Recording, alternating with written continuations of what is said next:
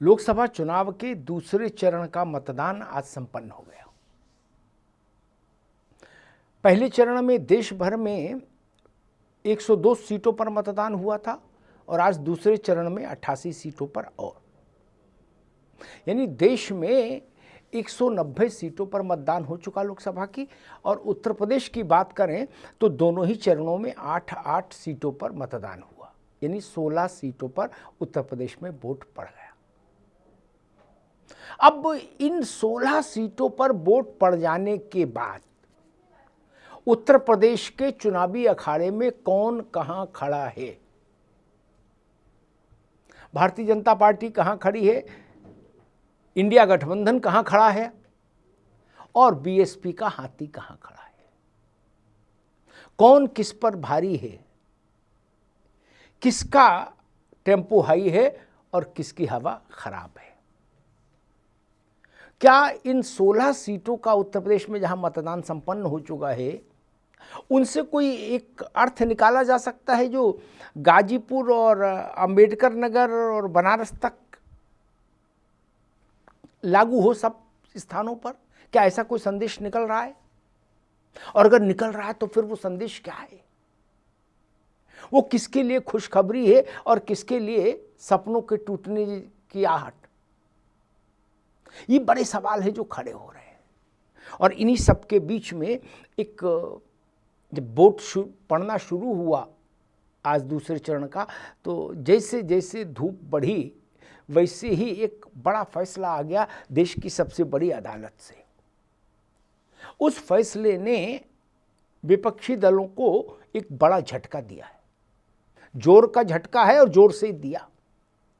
आपको याद होगा देश भर में मांग कर रहे थे विपक्षी दल, खासतौर पर राहुल गांधी और उनकी कांग्रेस के ईवीएम हटाओ, पुराना मॉडल लाओ, मतपत्रों से वोट कराओ, बैलेट पेपर से चुनाव कराओ। उसको लेकर तमाम याचिकाएं सुप्रीम कोर्ट में दायर कराई गई थी। फिर कहा गया था वीवीपैट 100% होनी चाहिए, जितना वोट हो उतने वीवीपैट हो, पर्ची हो और फिर उतनी ही सबकी मिलान हो। 100 करोड़ मतदाता तो 100 करोड़ वीवीपैट और फिर वो मिलाई जाए। ऐसे कह के तमाम याचिकाएं थी। सुप्रीम कोर्ट में भारी भरकम बहस के बाद अभी 2 दिन पहले अपना फैसला रिजर्व रखा था और आज कोर्ट ने फैसला सुना दिया। फैसले का मूल स्वर बैलेट पेपर की ओर देश नहीं लौटेगा, कोई सवाल ही नहीं, चुनाव ईवीएम से ही होंगे। फैसले का दूसरा अर्थ वीवीपैट 100% वीवीपैट की पर्ची की बात नहीं मानी जा सकती। तीसरी महत्वपूर्ण बात, चुनाव के बाद आपत्ति हो तो 7 दिन के भीतर जांच हो सकती है मशीन की, ईवीएम मशीन की।